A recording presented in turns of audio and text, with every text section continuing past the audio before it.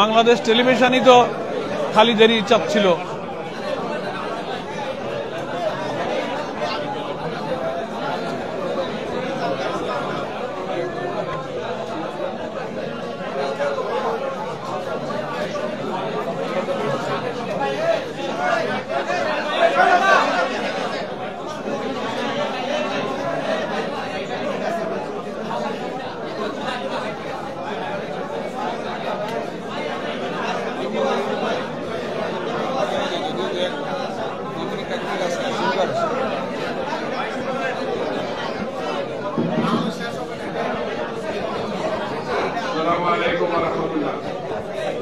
সম্মানিত সাংবাদিক বন্ধুগণ,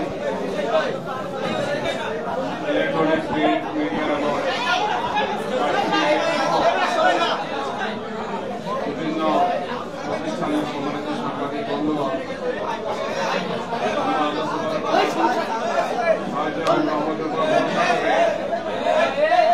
আমাদের পূর্ব নির্ধারিত এই সংবাদ সম্মেলনের আগামী আমরা একটু চুপ থাকি, প্লিজ সাইলেন্ট।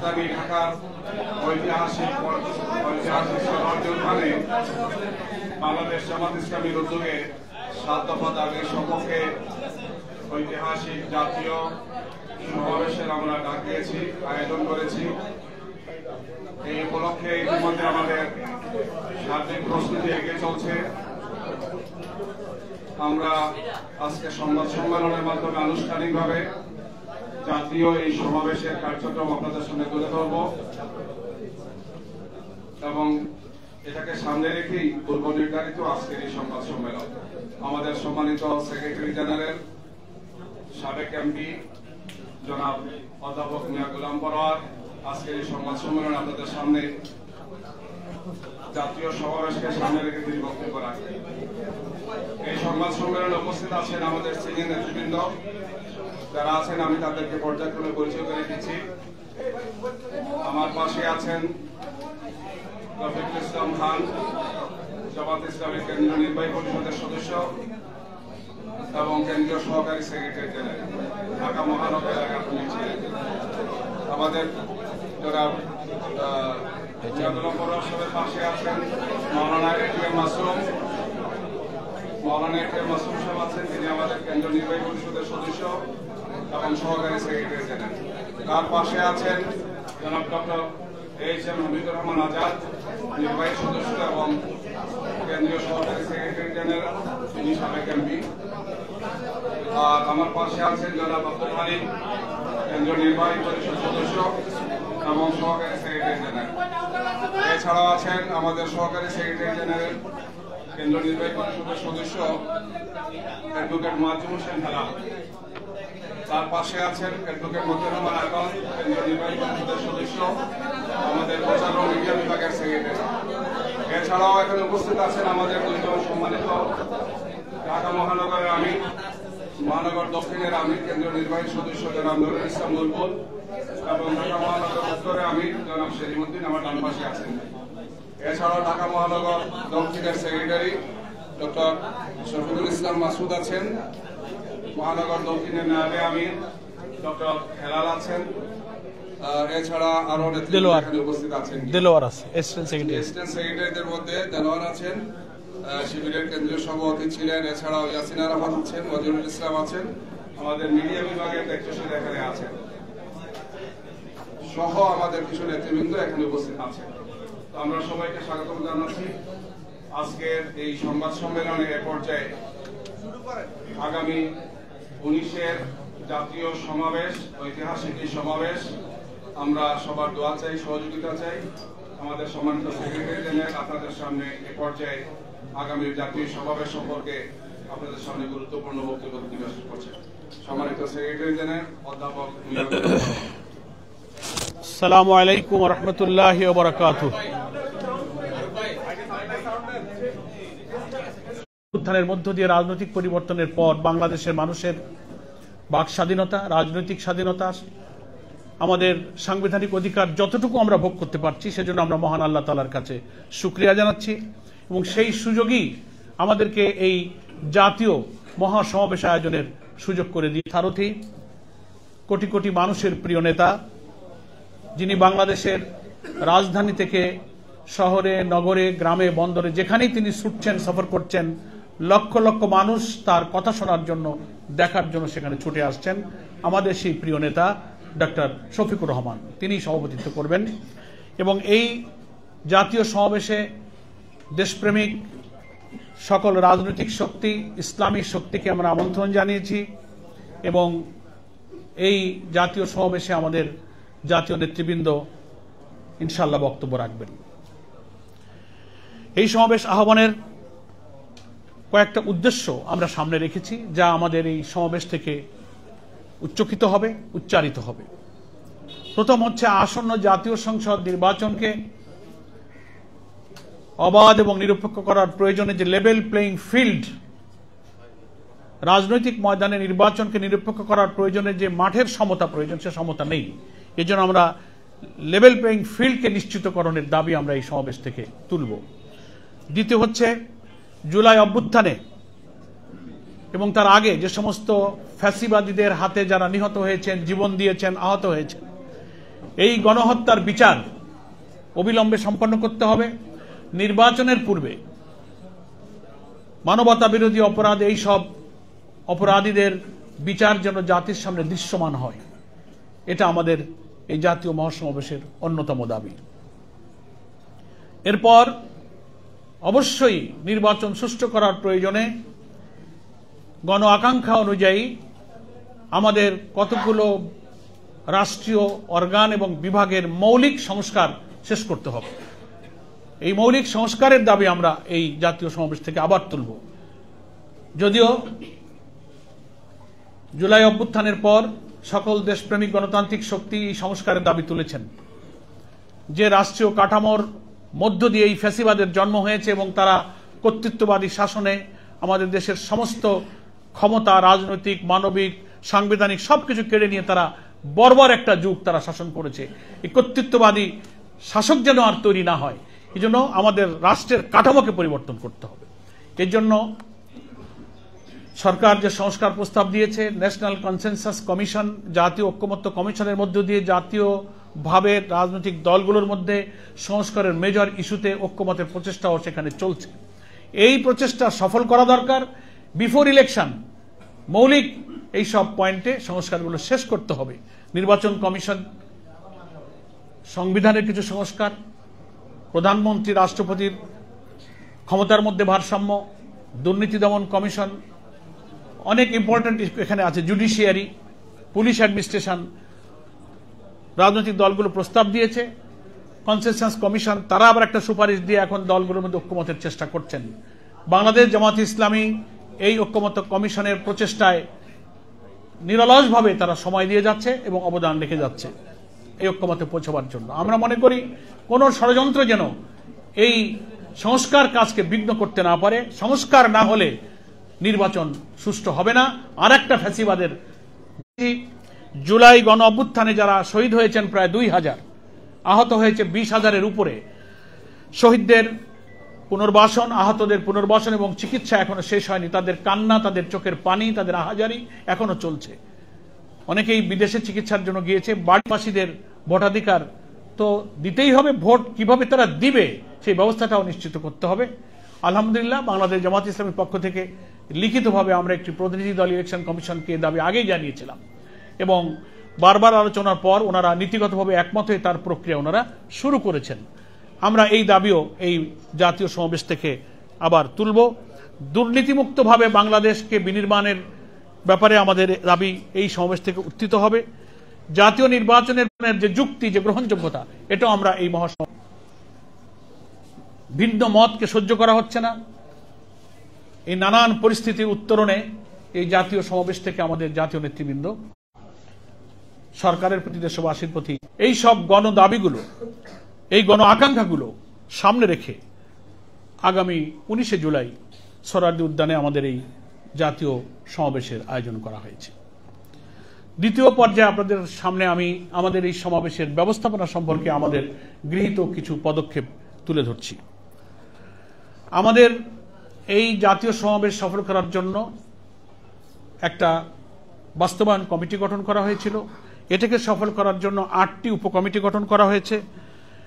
সেখানে আমাদের ডেকোরেশন, মঞ্চ, সাউন্ড সিস্টেম, প্রচার, মিডিয়া, অভ্যর্থনা, মেডিকেল, পরিবহন, শৃঙ্খলা, পানি, স্যানিটেশন, সাংস্কৃতিক বিভাগ, নানান বিভাগ সমন্বয়ে এইসব কমিটি দায়িত্ব পালন করবে ইনশাআল্লাহ এই সমাবেশকে সুষ্ঠু করার জন্য। আমাদের মঞ্চ ও মাঠ ব্যবস্থাপনার ক্ষেত্রে মূল মঞ্চ আমাদের যেখানে নেতৃবৃন্দ বসতে পারবেন 80 ফিট বাই 40 ফিট এবং 2 মঞ্চের পাশে আরও 140 ফিট লম্বা একটা বড় মঞ্চ হচ্ছে এবং সব মিলিয়ে মঞ্চের পরিমাণ দাঁড়াচ্ছে 220 ফিট লম্বা মঞ্চ হচ্ছে, আর এদিকে যাচ্ছে 40 ফিট। মঞ্চের উপরে ত্রিপলযুক্ত বৃষ্টির কারণে আমরা ছাউনির ব্যবস্থা করব। স্টেজটা হবে আমাদের 3 গ্যালারি বিশিষ্ট স্টেজ হবে। 3 গ্যালারি সিস্টেমে ধাপে ধাপে আমাদের চেয়ারে বসার ব্যবস্থা থাকবে। স্টেজের সামনে বর্ধিত আকারে একটা আধুনিক পোডিয়ামের মাধ্যমে স্পিকার স্ট্যান্ড বা বক্তা যেখানে সামনে বক্তব্য রাখবেন সে ব্যবস্থা আমরা রেখেছি। মাঠের অর্থাৎ সরোয়ার্দী উদ্যানের 3টি প্রবেশ পথে আমাদের 3টি তোরণ থাকবে। মঞ্চে জাতীয় এবং কেন্দ্রীয় নেতৃবৃন্দ এবং শহীদ পরিবারের সদস্যবৃন্দ আসন গ্রহণ করবেন, সে আসন নির্দিষ্ট থাকবে। মঞ্চের সামনে আমাদের দুদিকে আরো চেয়ার থাকবে, 300, 600 চেয়ার সামনে থাকবে। সেখানে শহীদ পরিবারের অনেক সদস্য, আহত যারা জুলাই যোদ্ধা, সাংবাদিক, সুধী, বিশিষ্ট জন এবং আমাদের জেলা আমিরগণ আমন্ত্রিত যারা আসবেন তাদেরকে আমরা সেখানে আসন ব্যবস্থা সংরক্ষিত রেখেছি।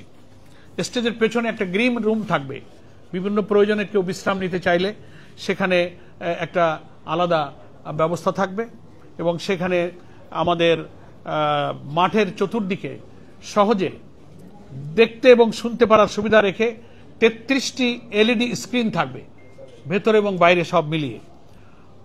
মাইকের হর্ন আমরা মাঠের বাইরে রাজধানীর যতদূর পৌঁছানো সম্ভব 310টি হর্ন মাইকের আপাতত সেট করার জন্য ব্যবস্থা নেওয়া হয়েছে বিস্তীর্ণ এলাকা জুড়ে।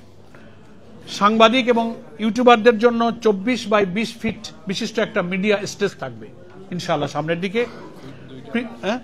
2টা স্টেজ থাকবে মিডিয়া এবং আমাদের ইউটিউবারদের জন্য। বিদ্যুতের অল্টারনেটিভ পৃথক জেনারেটরের ব্যবস্থা থাকবে। পানি নিষ্কাশনের একটা ব্যবস্থা থাকবে পৃথক মোটর দিয়ে। যদি বৃষ্টি নামে আমরা আল্লাহর কাছে সাহায্য চাচ্ছি, বৃষ্টিটা এখন যদিও শ্রাবণ মাস পড়েছে, বর্ষা হওয়ার সম্ভাবনা আছে, তো পানি যেন জমে না যায় তার জন্য আমাদের কিছু প্রস্তুতি আমরা রেখেছি। এবং অসমতল মাঠকে সমান করার জন্য পর্যাপ্ত পরিমাণ বালু ফেলা হচ্ছে। আপনারা অনেকেই মাঠ দেখেছেন, প্রতিদিন আমরা মাঠ মনিটরিং করছি। আমরা মাঠটাকে সমান করে মানুষ বসতে পারবে। আমরা তো বসার ব্যবস্থা করব, মাঠেই লোকেরা বসবে। বিশাল মাঠ, এখানে এত লোকের চেয়ার দিয়ে বসলে অ্যাকোমোডেশন করা কঠিন হবে। এই জন্য আমরা ত্রিপল দিয়ে বসতে পারি, সেজন্য মাঠটাকে আমরা সমতল করার চেষ্টা করছি। প্রচার প্রচারণায় সারা দেশে পোস্টার, লিফলেট বিতরণ হচ্ছে ব্যাপকভাবে। রাজধানীর ঢাকাকে গুরুত্বপূর্ণ সড়ক, মোড়, ওভারব্রিজ, দর্শনীয় স্থানগুলোতে আমরা ব্যানার, ফেস্টুন, বিলবোর্ড দিয়ে আমরা সজ্জিত করার চেষ্টা করেছি। আমাদের ঢাকা মহানগরী দক্ষিণ এবং ঢাকা মহানগরী উত্তরের ব্যবস্থাপনায় সে সমস্ত প্রচার কার্যক্রম চলছে। এবং ঢাকা অন্যান্য জায়গায় ভ্রাম্যমাণ মাইকিং হচ্ছে, লিফলেট বিলি হচ্ছে, প্রচার মিছিল হচ্ছে প্রতিদিন সকাল বিকাল। ভ্রাম্যমাণ সাংস্কৃতিক পরিবেশনার মাধ্যমে এই জাতীয় সমাবেশের মূল বার্তা আমরা ছড়িয়ে দেওয়ার জন্য চেষ্টা করছি। আমাদের সাংস্কৃতিক পরিবেশনা হবে আমাদের এই জাতীয় সমাবেশের একটা আলাদা আকর্ষণ। মূল সমাবেশের কার্যক্রম যেহেতু 2টায় শুরু হবে, দুপুর 2টায় বক্তৃতার পালা, তার আগে সকাল 10টা থেকে ইনশাআল্লাহ আমাদের এই সাংস্কৃতিক পরিবেশনা শুরু হবে। সেখানে কোরআন তেলাওয়াত, হামনাত, ইসলামী সঙ্গীত, কবিতা আবৃত্তি, প্রামাণ্য চিত্র প্রদর্শনী এখানে প্রদর্শিত হবে এবং পরিবেশিত হবে। বাংলাদেশের খুব পরিচিত প্রতিষ্ঠিত জাতীয় সাংস্কৃতিক সংগঠন সাইমুম শিল্পী গোষ্ঠী সহ আঞ্চলিক এবং বিভিন্ন জাতীয় সাংস্কৃতিক সংগঠন এই পরিবেশনায় অংশগ্রহণ করবেন। 20টি পয়েন্টে প্রায় 6000 স্বেচ্ছাসেবক বিভিন্ন বিভাগে দায়িত্ব পালন করবেন। বিভাগ তো আপনারা শুনলেন, অনেকগুলো ডিপার্টমেন্ট আমরা করেছি। এই সব বিভাগে আমাদের প্রায় 6000-এর মতো স্বেচ্ছাসেবক ইনশাআল্লাহ দায়িত্ব পালন করবেন। স্বেচ্ছাসেবকদের জন্য পরিচিতির সুবিধাতে আলাদা ড্রেস থাকবে। ঢাকা শহরের বাইরে থেকে, ঢাকা রাজধানী এবং পার্শ্ববর্তী জেলাগুলো থেকে যারা আসবেন, গাড়ি পার্কিংয়ের জন্য আমরা কমপক্ষে 15টা পার্কিংয়ের ব্যবস্থা আমরা রেখেছি। তাতে হবে না। আমরা যে সাড়া পাচ্ছি সারা দেশ এবং পার্শ্ববর্তী জেলাগুলো থেকে, তাতে রেলপথ, নৌপথ, সড়ক পথ, সব পথেই এই জনসভার দিকে মানুষের ঢল নামে রাজধানীর মুখে ইনশাআল্লাহ। তো আমরা সাধ্যমতো চেষ্টা করছি এই পার্কিং স্পটগুলো সেফ এবং সেফটি সিকিউরিটি কিভাবে রাখা যায় সেগুলো নির্দিষ্ট করে সেখানেও আমাদের স্বেচ্ছাসেবক ইনশাআল্লাহ থাকবে। ওয়াসা থেকে সরবরাহকৃত পানির ব্যবস্থা রাখার চেষ্টা করছি। পানি বোতলের পানি রাখার জন্য আমরা 50,000 মিনারেল ওয়াটারের বোতল রাখবার জন্য আমরা ইনশাআল্লাহ পরিকল্পনা গ্রহণ করেছি। ভিআইপি এবং সাধারণের জন্য খুব জরুরি ভিত্তিতে টয়লেটের প্রয়োজনে আমরা বেশ কিছু টয়লেট ব্যবস্থা ভিআইপিদের জন্য রেখেছি, সাধারণের জন্য আমরা ইনশাআল্লাহ রাখবো।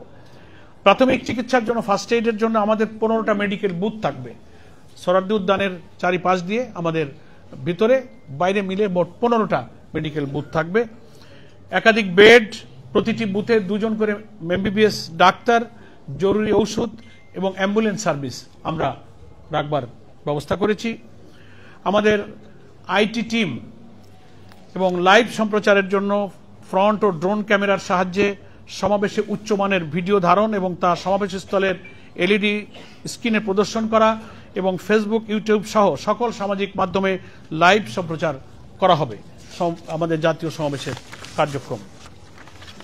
এবং জনসভার শৃঙ্খলা, নিরাপত্তা, ট্রাফিক ব্যবস্থাপনা, আইন শৃঙ্খলা পরিস্থিতি, রাজধানীর বাইরে থেকে আগত জনসাধারণের জন্য সড়ক, নৌ ও রেলপথে নিরাপদ যাতায়াত নিশ্চিত করার জন্য আমরা মাননীয় স্বরাষ্ট্র উপদেষ্টা, পুলিশ কমিশনার এবং সংশ্লিষ্ট বিভিন্ন সংস্থা এবং বিভাগের সহযোগিতা কামনা করেছি। আমরা সাক্ষাৎ করেছি, লিখিতভাবে আমাদের প্রয়োজনীয় চাহিদা জানিয়েছি। আমাদের নেতৃবৃন্দ সাক্ষাৎ করে আমরা যাবতীয় সহযোগিতা ওনাদের কাছে চেয়েছি। ওনারা সাধ্যমতো সহযোগিতার জন্য কথা দিয়েছেন এবং তারা প্রচেষ্টা চালিয়ে যাচ্ছেন।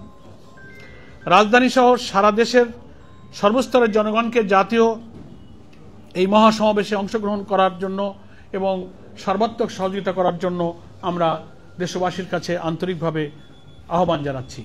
আমরা সর্বশেষ যে খবর পাচ্ছি তাতে সারা দেশ থেকে সড়ক, নৌ এবং রেলপথে বিপুল সংখ্যক মানুষ রাজধানীতে ইনশাআল্লাহ ওই দিন বিভিন্ন প্রবেশ পথ দিয়ে প্রবেশ করবে। এ কারণে দেশবাসীর কাছে আমাদের আহ্বান এবং রাজধানীবাসীর কাছে বিশেষ করে আহ্বান যে এই সব কারণে নগর জীবনে হয়তো একটু দুর্ভোগ এবং যানজট সৃষ্টি হতে পারে।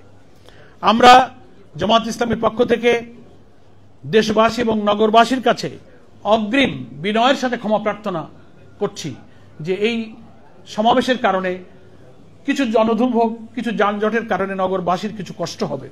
আমরা নগরবাসীর কাছে, দেশবাসীর কাছে অগ্রিম ক্ষমা প্রার্থনা করে রাখছি। আপনারা আমাদেরকে ক্ষমা সুন্দর দৃষ্টিতে দেখবেন।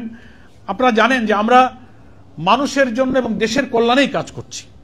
আমাদের একটি রাজনৈতিক সাংবিধানিক অধিকার এই বিশাল জাতীয় সমাবেশ সফল করা। আমরা দুর্ভোগ এড়ানোর জন্য কিন্তু দেখবেন নগরীর কোনো সড়ক আমরা ব্যবহার করিনি। অনেকে রাস্তার উপরে সমাবেশ করেন, কিন্তু আমরা কোনো সড়ক ব্যবহার না করে ঐতিহাসিক সোহরাওয়ার্দী উদ্যানকেই ব্যবহার করার জন্য সিদ্ধান্ত নিয়েছি, যেটা খুবই ব্যয়বহুল। এখানে পানি, এখানে বালু ভর্তি করা লাগে, যথেষ্ট এক্সপেন্সিভ এখানে একটা মহাসমাবেশ করা। তবুও আমরা সড়ক এড়িয়ে আমরা এই ময়দানকেই কিন্তু জনসভার জন্য ব্যবহারের সিদ্ধান্ত নিয়েছি। যে সড়কে এরকম জনসভা করলে কিন্তু রাজধানী একেবারেই অচল হয়ে পড়ে। এটা আমরা জনস্বার্থে আমরা এই কষ্ট করেছি। ফলে আমরা দেশবাসীর কাছে আজকের এই সাংবাদিক সম্মেলন থেকে আহ্বান জানাবো, সরকার এবং সংশ্লিষ্ট প্রশাসন এবং যত বিভাগ আছে সমগ্র দেশবাসীর কাছে আমরা আন্তরিক দোয়া এবং সহযোগিতা কামনা করছি। বৃষ্টি মৌসুম হওয়ার কারণে বৃষ্টি হওয়ারও সম্ভাবনা আছে। আমরা আহ্বান জানাবো, সাংবাদিক বন্ধুদের কাছে বিশেষ অনুরোধ থাকবে, আপনাদের যথেষ্ট সহযোগিতা, সুব্যবস্থা ওখানে আপনাদের সংবাদ গ্রহণ এবং পরিবেশনের জন্য আমরা রাখবার চেষ্টা করেছি। আমাদের এই জাতীয় মহাসমাবেশে যারা উপস্থিত হবেন, বৃষ্টি হলেও তারা যেন শৃঙ্খলার সাথে এই সমাবেশ সফল করেই তারপর সমাপ্তি পর্যন্ত থাকেন, সেই আহ্বান আমরা আগের থেকেই জানিয়ে রাখছি। আমাদের সেই মোটিভেশন আগের থেকেই চলছে।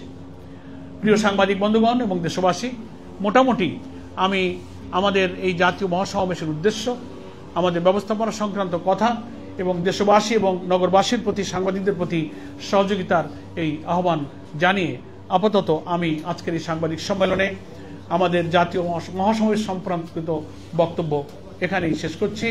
আল্লাহ তাআলা আমাদের এই মহাসমাবেশকে আবহাওয়া সহ সামগ্রিক পরিবেশ অনুকূল রেখে সুষ্ঠুভাবে সম্পন্ন করার তৌফিক দান করুন। আমিন। ওমা তৌফিক ইল্লা বিল্লাহ। আসসালামু আলাইকুম ওয়া রাহমাতুল্লাহি ওয়া বারাকাতুহু।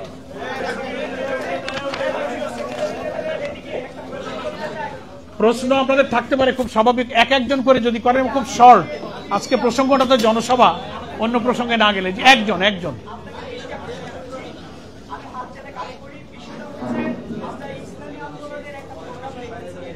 জি জি ইসলামী আন্দোলনের একটা প্রোগ্রাম আমরা দেখেছি, আমরা দেখলাম যে লাখো লাখো মুসল্লি বা আলেম ওলামা ইসলামী সমাজের লোকজন সেখানে উপস্থিত হয়েছে, কিন্তু বাংলাদেশের মানুষ আর যারা নারী ভোটার তার উপস্থিত রাজনৈতিক সমাবেশ আমরা দেখি। আপনারাও ইসলামী এক আন্দোলন করছেন এবং জামাত ইসলামী সহ রাজনৈতিক সংগঠন, আপনারা আপনাদের এই সমাবেশে নারীর উপস্থিতি নিশ্চিত করবেন কিনা? দ্বিতীয়ত হচ্ছে পিআর পদ্ধতি নিয়ে আপনি কথা বলছেন, আমরা প্রচলিত নির্বাচনী ব্যবস্থায় দেখতে পাচ্ছি যে পিআরের কারণে আমরা যে প্রচলিত নির্বাচন ব্যবস্থা সেখানে প্রার্থী বাছাইয়ের জন্য জনগণ তার পছন্দ অনুযায়ী, যদি বিএনপির প্রার্থী পছন্দ না হয়, জামাতের প্রার্থীকে পছন্দ করার সুযোগ পায়। আপনারা যে পিআর পদ্ধতির কথা বলছেন সেখানে জনগণ তার প্রার্থী বাছাইয়ের সুযোগ থেকে বঞ্চিত হবে। আপনারা কি জনগণের ক্ষমতাকে আরো সংকুচিত করে দিচ্ছেন কিনা? ধন্যবাদ। আপনার দুটো প্রশ্ন। প্রথম প্রশ্ন হচ্ছে যে মহিলাদেরকে, নারীদেরকে এই সমাবেশে আসতে দেওয়ার সুযোগ সম্পর্কে কথা। মহিলা মহল থেকে এই সমাবেশে অংশগ্রহণ করার আগ্রহ আকুতি আমাদের কাছে এসেছে। আমাদের সংগঠনের যারা মহিলা কর্মী এবং দায়িত্বশীলরা আছেন তারাও এই আগ্রহ ব্যক্ত করেছেন। এটা নিয়ে আমাদের কেন্দ্রীয়ভাবে সম্মানিত আমিরে জামাতের উপস্থিতিতে আমরা বিস্তারিত আলোচনা করেছি যে এই বিশাল জাতীয় মহাসমাবেশে তাদেরকে আমরা অংশগ্রহণ করবার কোনো সুযোগ দিতে পারি কিনা। বিস্তারিত আলোচনার পর আমরা দেখেছি এই লক্ষ লক্ষ মানুষের এই সমাবেশে তাদের নিরাপদ পরিবেশে এই বর্ষা মৌসুমে একটু বসবার ব্যবস্থা, ভেতরে প্রবেশ এবং বাইরে যাওয়ার নিরাপদ, সুশৃঙ্খল, ঝামেলামুক্ত কোনো পরিবেশ এরকম এই মাঠে করাটা অসম্ভব। আমি একটু লেট মি ফিনিশ। আমাদের অনেক সমাবেশে মহিলারা থাকেন, তাদের জন্য আমরা সেপারেট অ্যারেঞ্জমেন্ট থাকে। আর মিডিয়ার কল্যাণে আপনারা তো লাইভ ব্রডকাস্ট করবেন অনলাইন, সারা দুনিয়া ঘরে বসে, শুধু দেশ কেন সারা পৃথিবীর প্রান্ত থেকে এই সমাবেশ তারা দেখতে পারবে। এটার জন্য আমরা দুঃখিত। যদি আল্লাহ তাআলা কখনো কোনো পরিবেশ এদেশে আমাদের দেন, লক্ষ লক্ষ নারীরাও আমাদের এই সমাবেশে ইনশাল্লাহ অংশগ্রহণ করবে ইনশাল্লাহ সুযোগ পেলে। নেক্সট হচ্ছে পিআর পদ্ধতি। এটা একটা বিশাল গুরুত্বপূর্ণ একাডেমিক ডিসকাশনেরও প্রশ্ন আছে। এটা নিয়ে গোলটেবিল হচ্ছে, আলোচনা হচ্ছে। আপনারা সাংবাদিক, নিশ্চয়ই এগুলো গবেষণা করছেন।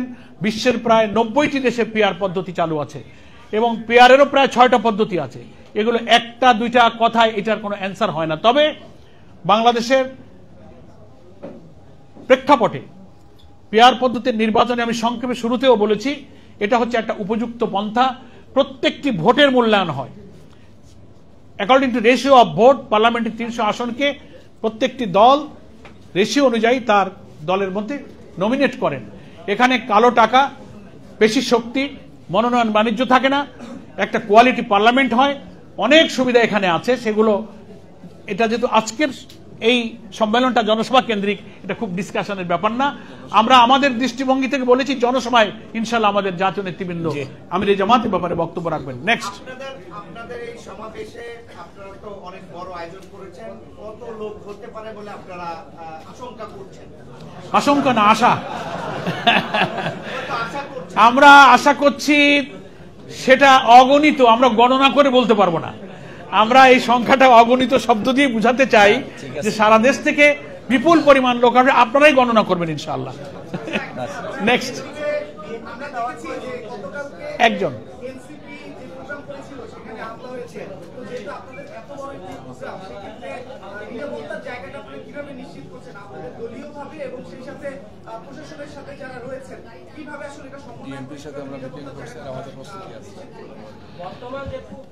একটু হয়ে গেছে, একটা উত্তর দিয়ে দিই।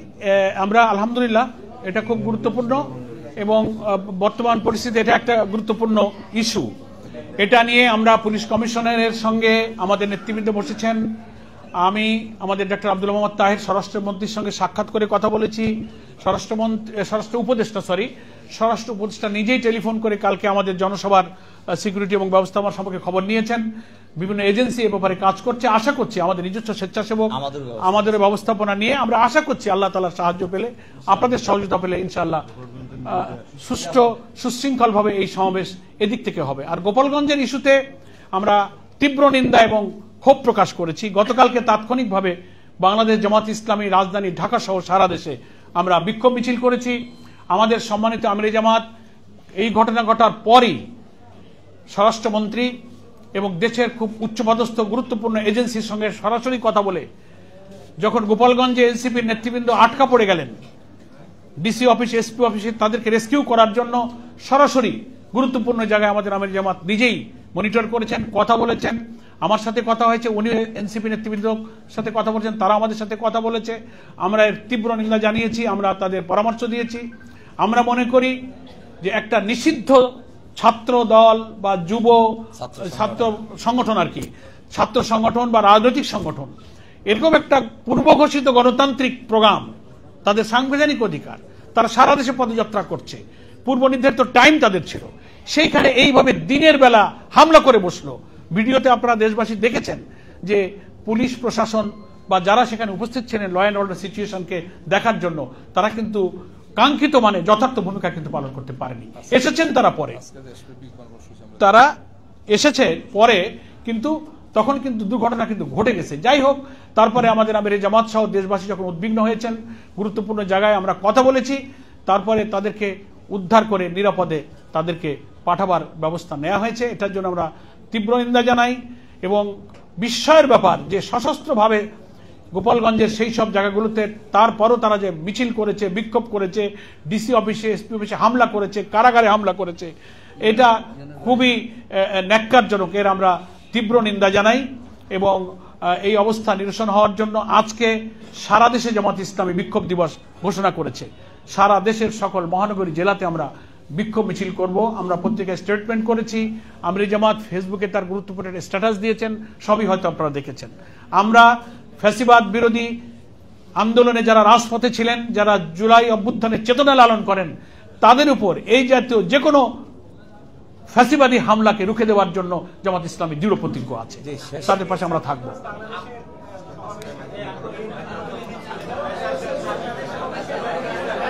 আমার মনে হয় শেষ করতে পারি আমরা, ইম্পর্টেন্ট প্রশ্ন শেষ।